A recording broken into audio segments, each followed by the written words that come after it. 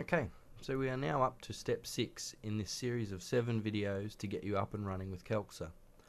Titled Cashflow Charts and Reports, this video will show you how to quickly and easily produce cashflow charts and reports so you can understand the components of your bank balance and predict the direction of your business. So as we did in step 3, to build other reports, we will click on the Reports button in the main ribbon. This time though, on the left column, we're going to look at the Forecast Reports and Charts categories. We'll start by looking at the Cashflow Forecast chart. So we select the report range. Note that you can do up to 6 years annually with some shorter quarterly forecast options in between.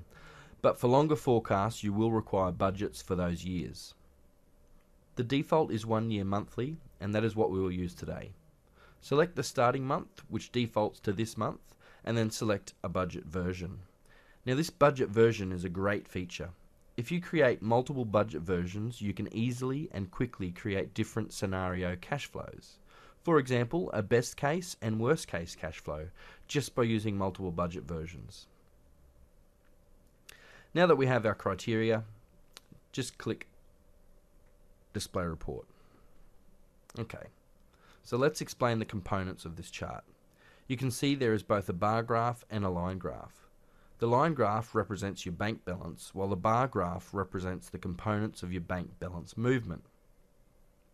By hovering over the dollar symbol in the line graph, we get the predicted closing bank balance for each month.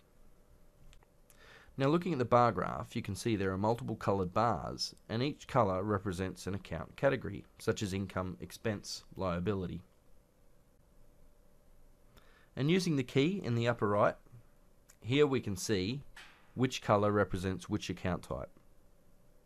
Once again, hover your mouse over the components and a tooltip will give you details of that component. For example, you can see these big negative movements happening each quarter. And if we hover our mouse, we can see that this movement in the cash flow is coming from liabilities and its value, which might include our GST and PAYG payments, for example.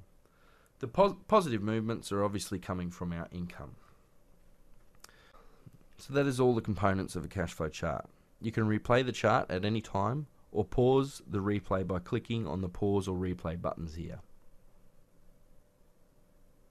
If we go back to criteria now, we'll run the cash flow forecast report. We'll use the same settings, however there are now some common settings which are available for all reports. We will just suppress zeros, but you can also change the account level if you want more or less detail. Then display the report. And we have the same information as the chart we just saw, except now we have the underlying numbers. So if we saw an upcoming problem in our cash flow by looking at the chart, then this report might help you see where some of the big movements are coming from.